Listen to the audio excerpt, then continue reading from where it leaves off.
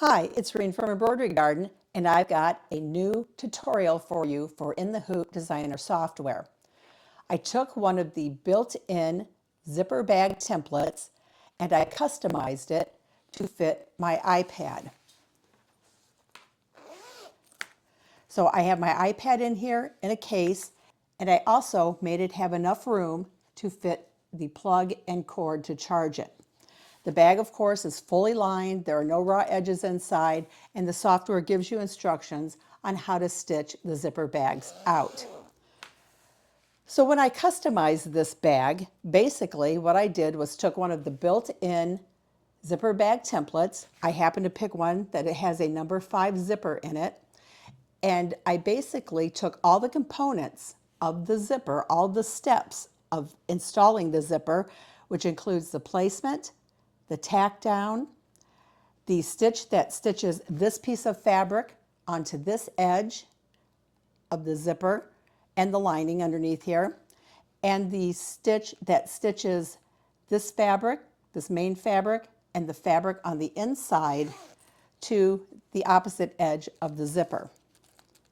I took those components all together and basically moved them over so that they were closer to the edge of the bag. I did this because it allows my iPad to be put in and taken out of the case more easily.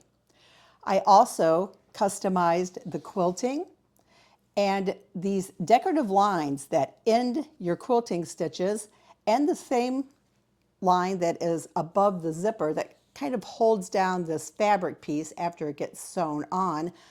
I customized those to be a chain stitch. You can see it really well here because I use black. The same exact step is here. Can't see it quite so much because I used black on this white and black fabric.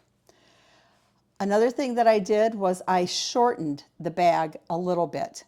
And when I talk about that in the demo, it means that the bag was longer and then I took it and I shortened it a little bit just because I wanted my iPad to be a little bit more snug in the case and not be able to slide around so much. I only shortened it, I think, about 3/4 of an inch, but that's the beauty of In the Hoop Designer software. You can create things exactly the size you want them to be. I also, in place of batting, I used foam on the piece that goes here and foam on the piece that goes on the back side. This really gives the bag structure and it helps to protect my iPad. So let's move over to the software and I'm going to show you exactly what I did to create this. I've opened up In the Hoop Designer software and I'm only going to use features that are in the Hoop Designer software. So to grab the template that I customized, let's go to the In the Hoop wizard. It opens up the template. Under template, I can click open and I can find the template that I want to customize. There are zipper bags for a number 3 zipper. There are zipper bags for a number 5 zipper. I used the number 5 zipper and I chose this bag. This bag is the closest to the size that I need to get my iPad in. If you wanted to change the name, you can just type in whatever you want. If you wanted to change this design, switch out this butterfly, you can use designs that are built into the software.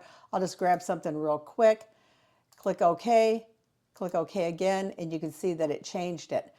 If you wanted something off of your computer, a design from your stash, go ahead and click Custom. Find where you keep your designs and bring it in that way. You do need to click Apply to make sure that everything is applied that you've changed. Here is where you find the instructions to stitch out all of the templates. For each individual one, you would click on Instructions. It opens up a PDF that has step-by-step detailed instructions for stitching out one of these zipper bags or whatever template that you are working on. You can either print them out or just follow along on your computer. I'm going to go ahead now and click OK to get the design on the screen. Now for my particular design, I did not want a name, I did not want a design on it. So to get rid of those, all I have to do is click on it and delete. Let's say though that you do want something on your bag. If you look over here in the sequence window, in the bottom right, this is where a name or design that you add would need to stitch directly after the quilting. So if you change something, make sure, if you've brought something in or changed something as you're working on it, make sure that it will stitch in the correct spot. I'm going to go ahead and delete that.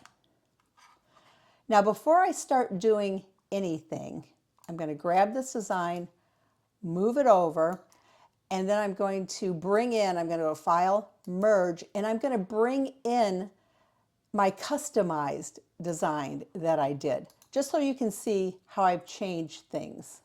Okay, so over here is the design after I did my customizing. This is the design I started with.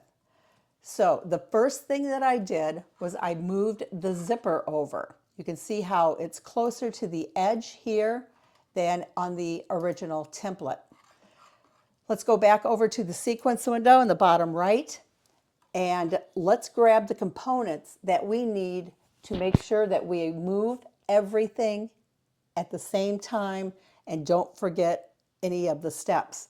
So I'm going to need the zipper parts, and this includes, if I click this little plus sign here, it includes the placement and the tack down of the zipper. These are grouped together. They're grouped together in every design. The next step is the stitch that will stitch the fabric and lining onto this side of the zipper tape. The next line is that decorative stitch that kind of holds down the fabric. And I'll change this in a little bit, but it does need to be moved with everything else. The next thing that stitches is the step that will stitch the fabric to the front of the bag and the inside front lining. Also, the quilting. And then when you open up the quilting, you see you have the quilting and there's that run stitch. And that is that decorative stitch that finishes off the quilting. So actually, I'm going to need all of these steps, all of these first steps. With all of these steps selected, I can then grab everything and move it so that it is closer to the edge over here. And that looks to be about where I want it to be. I do want at least probably a ½ inch in this area here. Now, notice when I did that, now my quilting stops before the final step that's going to stitch the bag together. So I'm going to select it, and I'm going to select this node here in the middle, and all I'm going to do is drag it so that it is just past that final outline stitch. So the first part of the customizing is done. To change out the quilting on my template, I'm going to choose the quilting, and you can see on the right hand side it opens up the fill properties. Fill type, it was a grid. I changed it to advanced stippling, and for the pattern I'm going to use the drop down arrow, and I chose stipple 238. Let me find that.